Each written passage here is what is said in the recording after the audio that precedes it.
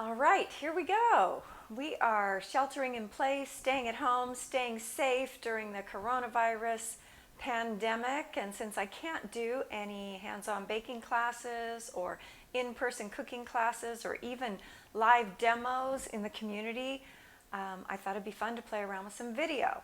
So today we're going to work with some avocado. Saturday I was at Costco. I bought the big bag of avocado, and when I bought it, they were hard and very bright green, and I brought them home. It's Tuesday morning now, and they are dark black and very soft, and they're not going to last too many days longer in the refrigerator. So I'm going to pick out the most firm avocado and set those aside, because we'll have those over salads for the next couple days. And these 4 big avocado I'm going to make into guacamole. So here's my trash bowl. Also, I cut my finger on Mother's Day when I was making some baguettes, so I have this little finger guard on there, if you're wondering what that is. So when I slice avocado, just open it up, twist it, use the knife to get the pit out. And then normally I would just take a spoon and just kind of scoop this into the bowl. If I wanted to serve it on a salad, I would just take my knife and cut it inside into a little checkerboard, small square pattern.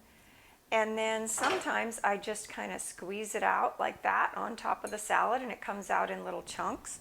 Or you could take a spoon and scoop it out. If you wanted to freeze avocado to use in a smoothie, a lot of people like to add avocado to their green smoothies. It's green, it adds a lot of richness and creaminess. You could just take these chunks and freeze them on a cookie sheet or wax paper lined flat pan or pie pan, and freeze them till they're solid, and then put them in a plastic bag, and then you can just throw them straight from the freezer into your smoothie, and they would blend up and make it creamy.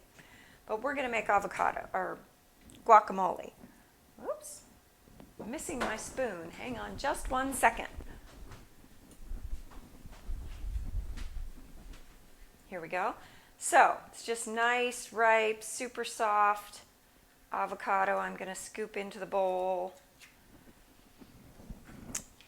I'll do that several times here. This is going to be a big batch of guacamole, but I can freeze it in small portions and then take it out, put it in the refrigerator overnight if I'm thinking ahead, or for an hour or so on the counter, and it will be nice and soft and ready to go. There's lemon juice in guacamole, and that helps keep it from turning brown. But it doesn't turn brown in the freezer. It doesn't turn brown when it defrosts until you open the container and let it get exposed to air, to oxygen. That's what oxidizes it and makes it turn brown. And of course, it doesn't hurt you. It's not bad, but some people are finicky and don't like to eat guacamole that doesn't look pretty and bright green. But the lemon juice does help that. When I'm filling the containers, I do like to fill them all the way up to the top before I put them in the freezer, so that there's no air in the container, because that would speed up the oxidation. Okay, so we're just scooping this out. I think I may do 2 at a time here in this bowl. So I'll set these halves aside. I can remember the day when I was in college. I used to love to eat a tuna salad piled inside half an avocado and just scoop it out with a spoon. Oh, haven't done anything like that in years. And back then it was even oil-packed tuna. It wasn't water-packed tuna. Full of calories, but oh so good. All right, so a couple things. You could use just a big fork to mash it up. This is one of my favorite kitchen tools. It's a potato masher. I use it for mashing up my oatmeal. If I've cooked oatmeal ahead during the week and I want to reheat it on the stove, I'll put it in a pan and mash it up with this and a little almond milk and get all the lumps out while I heat it up. I used to use it back in the old days for mashing up the frozen orange juice when you're trying to make a pitcher of orange juice with that big lump of frozen concentrate. Good for that. Also good for mashing potatoes, good for mashing berries when you're supposed to crush the berries in a single layer before you make jam. Really easy for that. I use this for all kinds of things. So that would work. But I also use my pastry blender. You might have the wire kind, which is perfect for avocado or a guacamole or egg salad.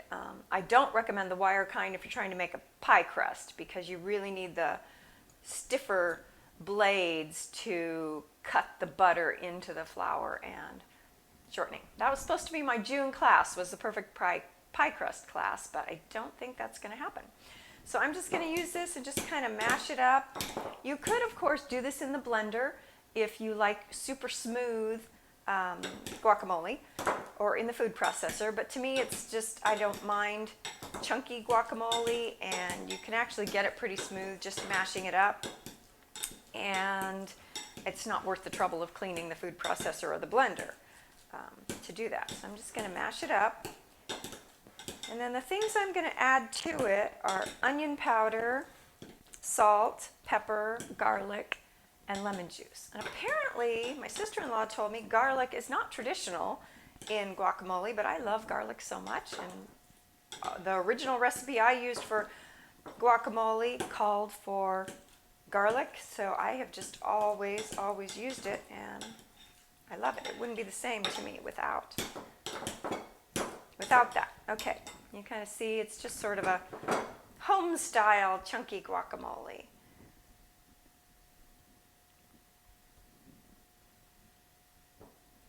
Alright, you can make it smoother if you want. Get out some more lumps. Okay, so this is 2 big avocado. I'm going to start with about a half a teaspoon of salt. Maybe a little less than a half a teaspoon. That seems like a lot. A few grinds of freshly ground pepper.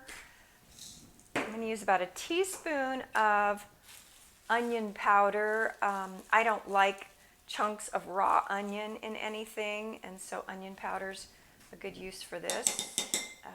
You could also grate onion if you feel like that, but I think that's a lot of trouble, and I like onion powder just fine. I am going to use fresh garlic. You could use garlic powder or garlic granules if that's what you like, but I like to buy fresh garlic at our farmer's market from our local growers, and I love the smell of fresh garlic, so that's what I'm going to use. I don't like biting into chunks of raw garlic, so I'm going to use my garlic press to get it as small as possible. So I'm just going to cut the little stem end. I don't know if you can see what I'm doing there. This is a giant clove of garlic, so I'm going to count this as 2 or 3 cloves.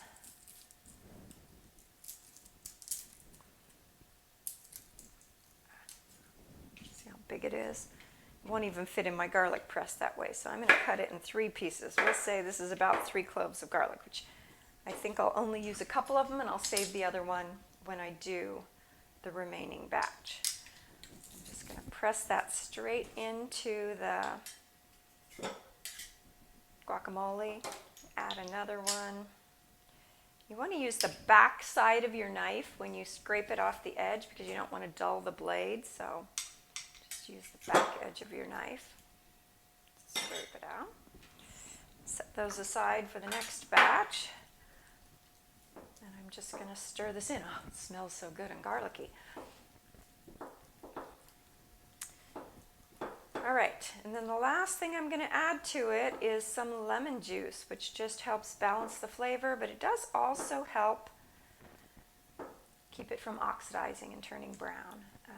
You know, it's usually just the surface that's exposed to the air that gets a little dark, and you can always scrape that off or just stir it in. So I've got a fresh lemon here.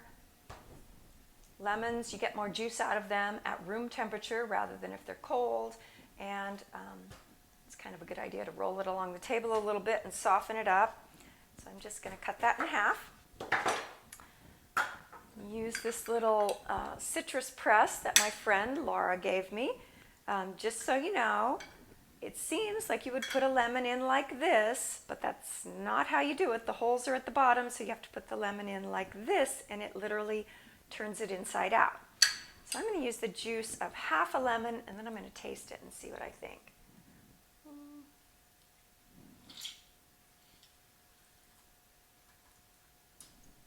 Okay, that was a lot of lemon. You could also use lime juice in a pinch if you don't have any lemon juice. I buy limes and lemons, and then I keep them around for a couple days. If I haven't used them, then I juice them and freeze the juice in little small, like ice cube size amounts so that I can take out just what I need.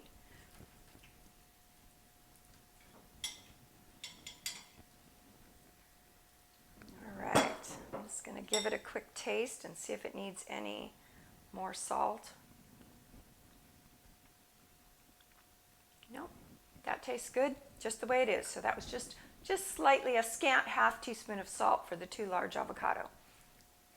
Okay, so then to freeze it, got a couple options that I like. I prefer to freeze in glass, but plastic works well too. This is a 1 cup, oops, got some guacamole on my thumb. 1 cup container with a plastic lid that goes on it. Defrosts easily because it's only about 1 inch tall. Would defrost in about 30 minutes to an hour at room temperature. But I also like glass containers. These are little 1/2 cup, 4 ounce jelly jars, a ball or mason jars that you can use. You can use the regular metal lid that comes with it, although lemon juice can corrode metal. I like the plastic lids that you can buy for mason jars for storing in the freezer. This is just a 1 cup wide mouth. Wide mouth is obviously easier to get in and out of, get a spoon in and out of. Or Pampered Chef makes these cute little 1 cup jar or bowls, and they have markings on them. So a 1/4 cup, a 1/2 cup, 3/4 cup, and then all the way to the top is full. So I do want to fill them all the way up. And since it's just my husband and I at home, 1 cup of guacamole is a generous amount for us to eat at one meal on taco salad or on burritos or some such thing. In fact, I'll probably just keep this in the refrigerator for us to use over the next few days. Usually you have to leave headspace when you're freezing things, but guacamole doesn't expand too much, and like I said, you do want to keep out as much air as possible. So I'll put a lid on that and label it and put it in the freezer. If you have a jar that's not quite full, your container's not, you can always lay a piece of wax paper right on top of the guacamole. So that, again, that will keep the air away from it and help reduce the oxidation. So that's it. If you have any questions or you have any ideas of videos you'd like me to do, leave me a comment, I guess. I'll post this on my Flavors of the Umpqua YouTube channel, which I guess is where you're watching it, and you can give it a thumbs up or subscribe, and we'll see if how long we get to do this before I can have another real class, and we'll keep experimenting with making videos. So thanks, and I'll talk to you next time.